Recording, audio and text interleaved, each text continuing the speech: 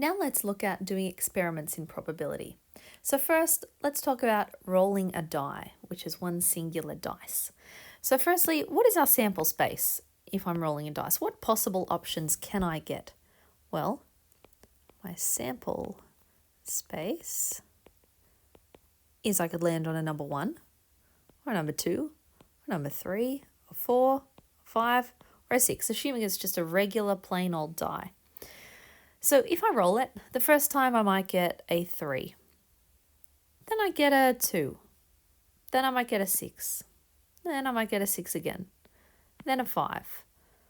4, then 1, then 5, then 3, then a 5 again. Okay, so I've rolled my die 10 times and these are the results that I got.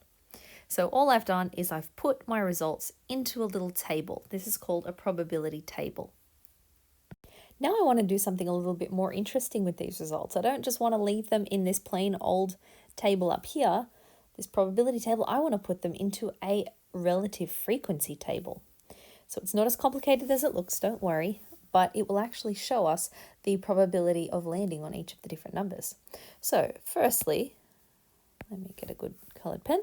Okay, so in my outcomes box, I just write my sample space again. So the possible outcomes for rolling a plain old dice would be 1, 2, 3, 4, 5, and 6. Pretty simple. Now in the next box where it talks about frequency, that is just asking how many times did it land on each number. So in this case, how many times did it land on number 1? Well, only once. So all I put in that box is 1. How many times did it land on a 2? Just once. How many times did it land on a 3? Twice. How many times did it land on 4? Just once. How many times did it land on 5? 3 times. So I put a 3 in that box. How many times did it land on 6? Twice. So now down the bottom here for the total, I just want to make sure that all of my frequency boxes add up to 10 because that is how many times I actually rolled the die. So let's see, 1 plus 1 plus 2 plus 1 plus 3 plus 2 gives me 10. Perfect. So I can pop 10 down there. Now that's important for when we come over to the next part. So the relative frequency. So all we do for that is we take the frequency, which is this box here, and we pop it over how many times, in this case, the dice was rolled. So for the number 1, I rolled a 1 once out of 10 rolls. So that's my relative frequency.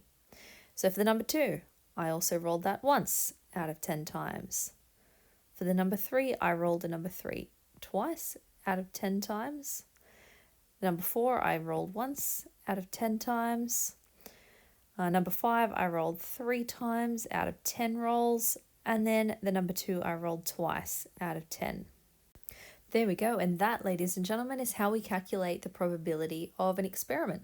So this box here, the relative frequency, actually shows you what the probability is of landing on each of these different numbers.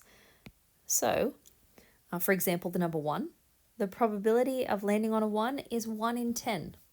So that is our probability for this experiment.